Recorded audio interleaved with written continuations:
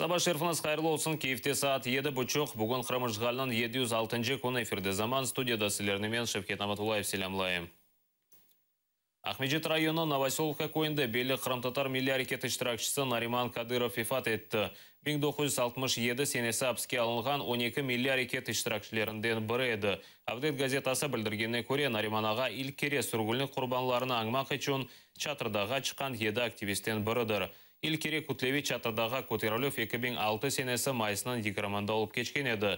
Bundan so'n ise bu ananeni esasen yaşlar devam ettiri. Атер телеканалы мерхумның сой сопларына өз тазиелеріні білдіре.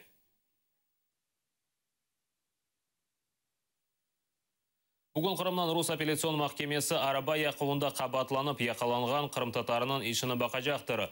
Белі ки январынан 23-нде 21 яшлы Алупка Сакина Мойдин Альваповны апске алдылар. Онасан ки Ялтада жинайы тақым группа юлбашылығында араба яққанында қабатлайлар. Январынан 25-нде Ялта махкемесі Мойдинні 2 айға апске алма қарарыны шығарды. Мартынан 23-не қадар. Құрылтай Салев комиссия юлбашысы Заир Смедляев білдіргеніне көре, бүгін махкеме топлашығы Ахмеджетте Павленко бір адресі бойынша 10-15 даққа кечкенде башлайжақ. Мойдиннің сойсоплары емінлер геншінің араба яқуына ешбір алақасы yok. Симсити Транста Кенеде маски шоу. Нақле шirket бинасына ФСБ веселялы инсанлар басып кірді. Шirket yolbaşçылық одасына içerisinden olған инсанларнен блок еттілер. Селялы инсанлар өз әрекетлеріні асылды аңлатмадылар. Евелсі бұл бинада АТР Ляле телеканаллары Мейдан радиосы ерлеше еді. Белі олды ке Рус акиметі АТР медиахолдингінің сайбыны банкрот оларақ илян етмеге істей. Bu yönelişte Rusya Sberbankı Lenur Islamov'ны ve onun omar arkadaşı Elvira'ны bankrot olarak tanılması için arbitraj mahkemesine şikayet yolladı. Bunu Moskva agentligi bildirdi. Şikayetin kolemi 2 milyard 200 milyon rubleni teşkil etti. İslamov'ны bankrot olarak tanılması Rusya ve çetel memleketlerde olgan şahsi mülkünü tartıp almak için gerektir. Пожалуйста, представьтесь, как вас зовут и кто вы? Представьтесь, пожалуйста. Этот человек с вами пришел? Скажите, на основании пожалуйста, чего да? вы производите сейчас задержание меня? Я вам скажу, на основании чего меня будет держать? Предпринимается действие. На основании чего меня держат? Все, проходите. Все. Никто никого не пропускает. Кого попросили? Проходит. Все. Нет, я исполнитель. Кто задержит? Это его личный кабинет. Его личный. Руки убираем сразу, да? Ақиярынан Рус акиметі ве yolbaşçısına istifaға кетмеге теклиф еттілер. Бөле қарарына шиырынан ишғалжы қанун топлымы қабыл етті. Тоневан Рус губернаторы Сергей Миняйлы депутатлар оғында есабат бермек керек еді, ләкин он евбетеке керек келмеді. Кечкен сефер Миняйлы өз есабатыны язма шекілді йоллаған. Бұл сефер есе келмеген себебі санки февқұляды вазиеті бойынша тешкіл етілген комиссия топлашығында иштирак еті. Ләкин бұна бақмадан депутатлар оңа ве бұтын акимет азаларына итераз бүлдіріп, истифаға кетмеге теклиф еттілер. Депутатлар шымдылы губернаторыны озы тайынлеп оламайтек, Русия президенті теклиф еткен уч намзеттен біріні таздықлай. Интересно сказать только о том, а это вообще ситуация терапевтически исправлима или она только хирургически может быть. Мое убеждение состоит в том, что только хирургически. Значит, если губернатор не может управлять регионом, он не может управлять регионом, у него должно быть чувство, что он не может управлять регионом. У него его нет. Человек, к сожалению, совершенно лишен самокритики. Пункт 1. Признать деятельность правительства Севастополя за период с апреля 2014 года по декабрь 2015 года неудовлетворительной. И пункт 2. Рекомендовать губернатору города Севастополя Сергею Ивановичу Миняйло принять решение об отставке правительства Севастополя. Ну и 3. Технически настоящее постановление вступает в силу со дня его принятия. Ишғалжылер ярмаданы қайтармағанына қадар Русияге қаршы кірсетілген халқара санкциялары девам етмек керек. Бұны Украина баш назиры Арсений Яценюк Канада тышшылер назиры еле өткерген Курышевы деваманда білдірді. Украина акиметі башы емин, ал азырда Русия оңа қаршы кірсетілген санкцияларының ләғу етілмесі үшін бұйық ойынны башлады. Стефан Дионның білдіргеніне көре Канада Қырым ишғалыны танымай Украинаға дестек көстермеге девам етежек. Питання незаконної анексії Крима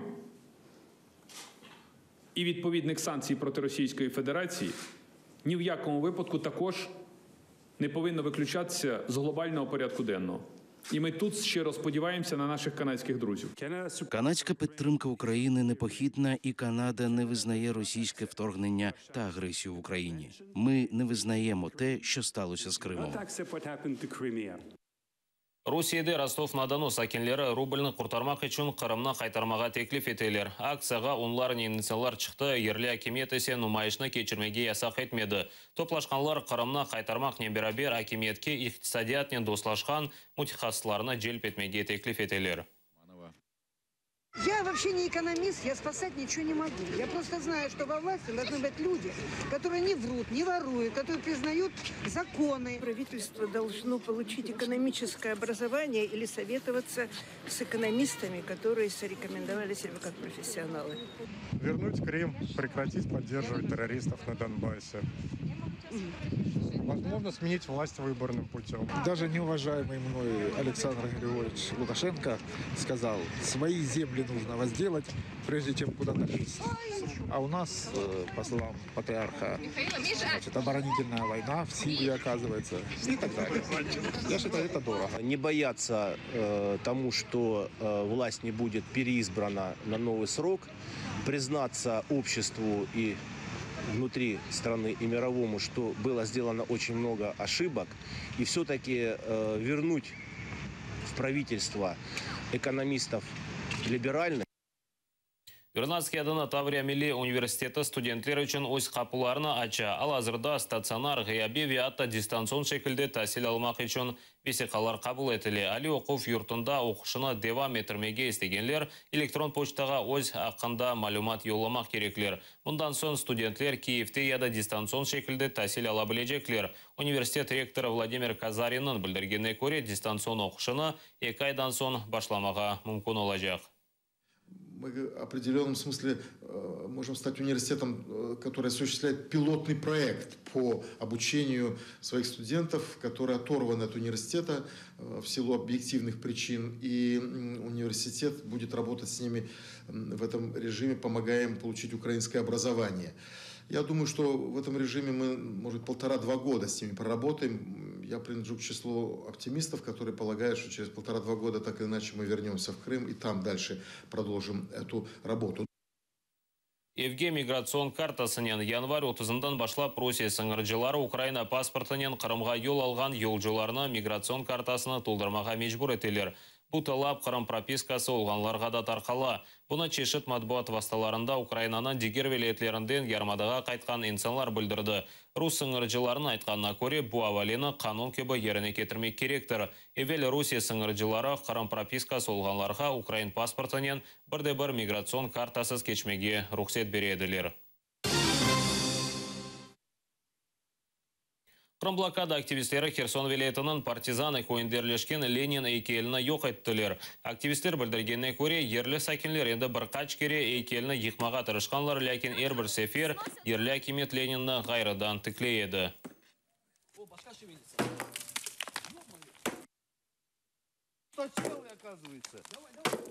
Машалла!